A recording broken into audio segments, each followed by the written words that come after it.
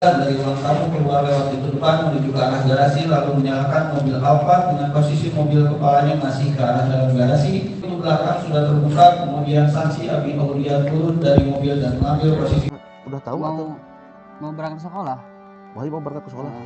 Pembacaan dakwaan bahwa ada yang namanya mengacak-acak kantor yayasan. Buat apa kantor yayasan diacak-acak? Apakah untuk membuat suatu alibi atau seakan-akan motif ini ada di yayasan? Padahal yang bermasalah di sekolah. Ini kan salam analisa, salam kehidupan, salam sehat, sahabat-sahabat akad, tolong disimak sampai habis biar tidak gagal paham. Silakan sahabat-sahabat akad dengarkan surat dakwaan itu. Di sini akad ingin membahas misteri mobil Alphard itu. Tolong disimak baik-baik karena ini kita akan analisa dengan keterangan Danu bertemu Wahyu, sahabat-sahabat akad. Dan kita mengambil referensi dari surat dakwaan ini. Kan seperti itu. Pertama sahabat-sahabat akad, di sana hanya disebutkan Yosef menghidupkan mobil Alphard. Tidak dijelaskan apakah dia yang memundurkan mobil Alphard lalu ke jalan, lalu dari jalan harus mundur lagi agar berubah posisinya, kepalanya jadi keluar. Kedua, Abi juga tidak dijelaskan di sana apakah dia yang memundurkannya. Hanya dijelaskan Abi keluar dari mobil Alphard. Inilah yang akan bilang masih asumsi, sahabat-sahabat akad. Jadi itu mobil harus dia mundur ke jalan, lalu dia mundur lagi ke dalam. Ini tidak dijelaskan siapa supirnya. Bahkan setelah mobil itu, sahabat-sahabat akad, terparkir seperti yang kita lihat, bannya ke atas, lalu Ibu Tuti dimasukkan, sahabat-sahabat akad, Arigi, Abi, Mimin pun menghilang. Tidak disebut-sebut lagi. Jadi di sini sahabat-sahabat akad, kalau boleh kata Hore Sundanya, kan seperti itu. Datang tidak diundang, pulang tidak diantar. Jadi menghilang. Datangnya nggak tahu, kan seperti itu. Pulangnya juga nggak tahu. Jadi konteksnya, setelah mobil Alphard itu terparkir, sahabat-sahabat akad, lalu dimasukkan Ibu Tuti, setelah itu hilang. Itu kan dari surat dakwaan itu. Yang menarik lagi sahabat-sahabat akad, sebelum itu, kenapa dari keterangan Danu harus mengacak-acak kantor yayasan?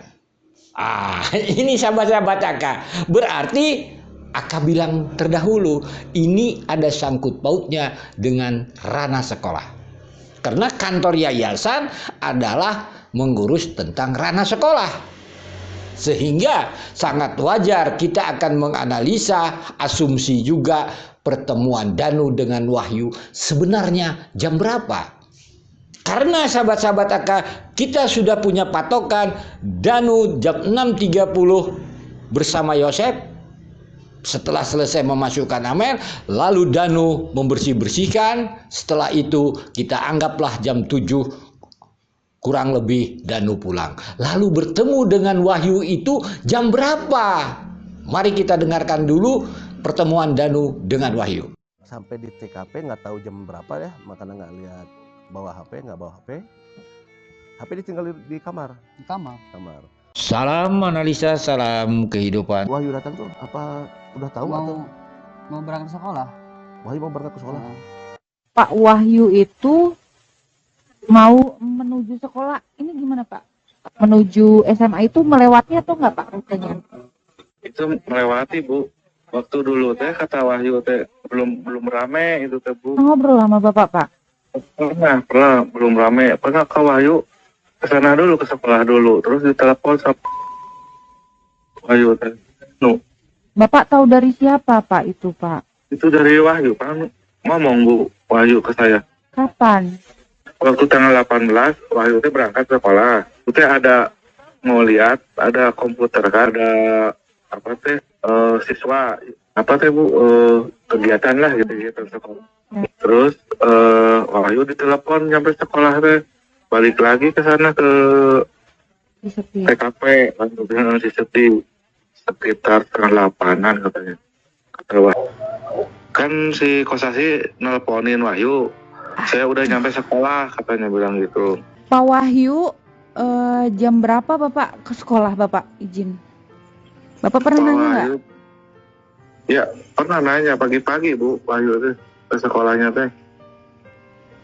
Setengah 7-an Bu, menurut saksi yang ngobrol kan. Dulu juga pada di sini ada Pak Wahyu, ada Kosasi, pertama Kosasi, terus Pak Wahyu ke situ katanya bilang itu. Pertamanya yang lihat itu tetangga sekolah yang di depan sekolah, lihat Kosasi ke sekolah. Terus kalau Pak Wahyu di depan rumahnya dia, itu tetangga sekolah Bu, depan sekolah. Waktu itu barang Bu di BAP-nya. Sahabat Aka.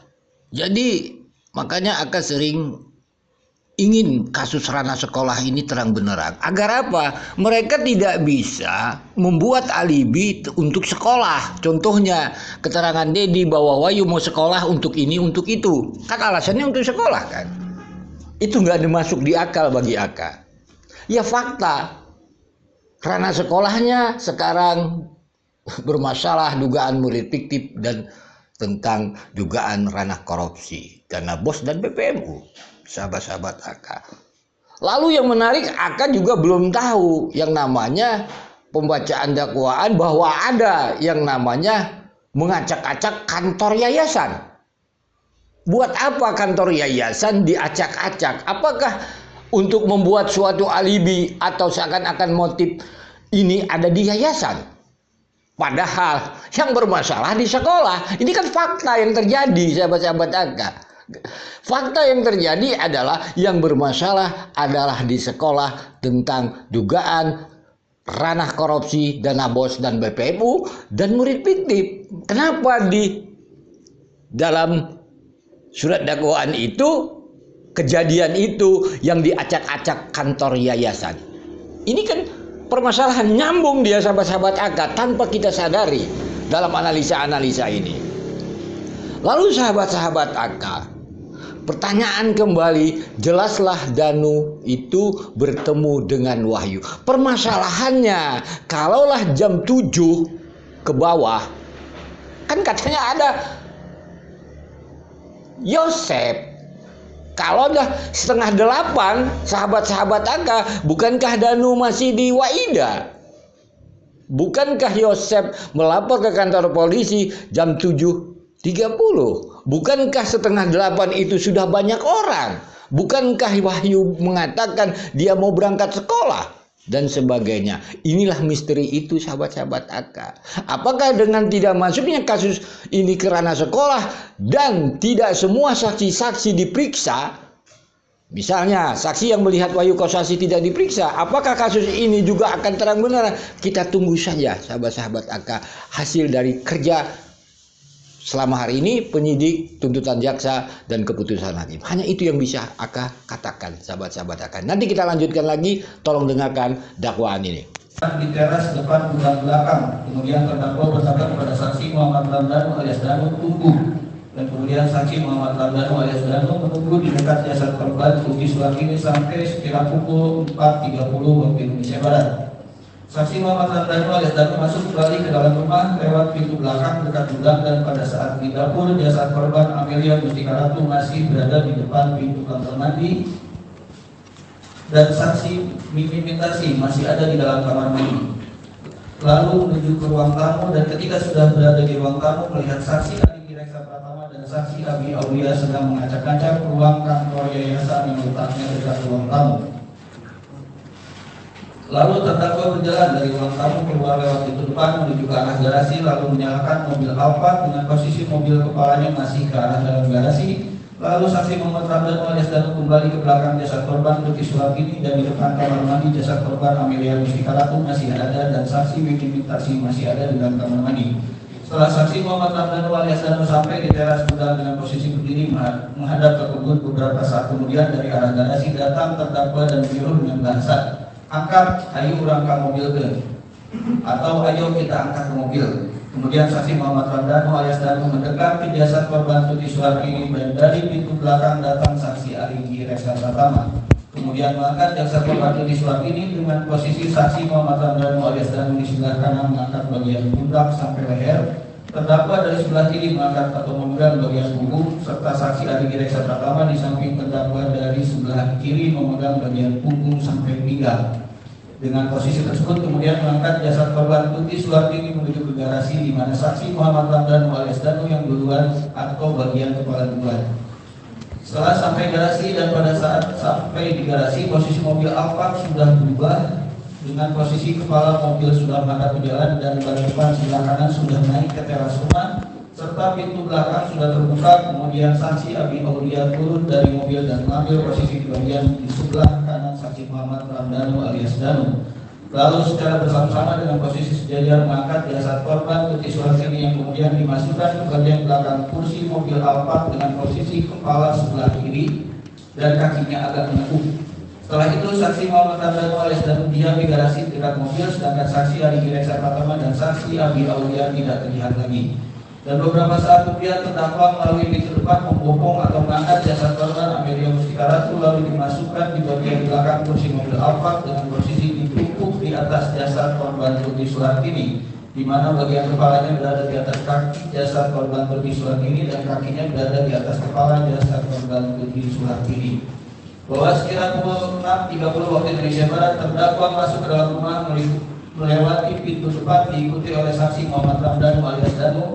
Dan setelah berada di ruang tamu lalu terdakwa menyuruh saksi Muhammad Ramdan alias Danu untuk menyiramkan air ke lantai yang ada darah atau bercak darahnya. Selanjutnya saksi Muhammad Ramdan alias Danu menuju kamar mandi dan dengan menggunakan ember warna biru yang diisi dengan air serta sebuah gayung warna biru kemudian menyiram lantai yang terdapat bercak darahnya dengan air, yakni posisi lantai di depan kamar mandi dan lantai di bagian dapur. Di lantai ruang tamu, lantai di ruang TV dekat kamar, dan di karpet yang ada di ruang TV yang terdapat bercak darahnya. Setelah itu menuju kamar mandi sambil membersihkan sandal yang dipakainya. Lalu saksi Muhammad Ramdan alias Danu memberitahu terdakwa bahwa saksi sudah selesai menyiramkan air di lantai yang terdapat bercak atau noda darahnya. Dan terdakwa kembali menyuruh saksi Muhammad Ramdan alias Danu untuk mengecek kembali apakah masih terdapat darah atau bercak darah di lantai atau karpet. Lalu saksi Muhammad Ramdan alias Danu mengecek kembali ruang tamu, ruang TV dan karpet, dapur dekat wastafel dan di depan kamar mandi. Dan setelah memastikan sudah semuanya disiram dengan air lalu memberitahukan hal tersebut kepada terdakwa sekaligus pamitan untuk pulang yang dijawab oleh terdakwa dengan kalimat "awas ulah bocor" atau "awas jangan bocor" dengan nada agak tinggi. Selanjutnya saksi Muhammad Ramdan alias Danu pulang melewati pintu depan lalu mengambil sepeda motor yang diparkir di kebun sebelah garasi. Untuk selanjutnya saksi Muhammad Ramdan alias Danu pulang ke rumahnya menggunakan sepeda motor Yamaha Vega R melalui jalan Ciseti, Jalan Cagak. Bahwa setelah kejadian terdakwa datang ke rumah ibu dari saksi Muhammad Ramdan alias Danu yaitu saksi Ida Mursitawati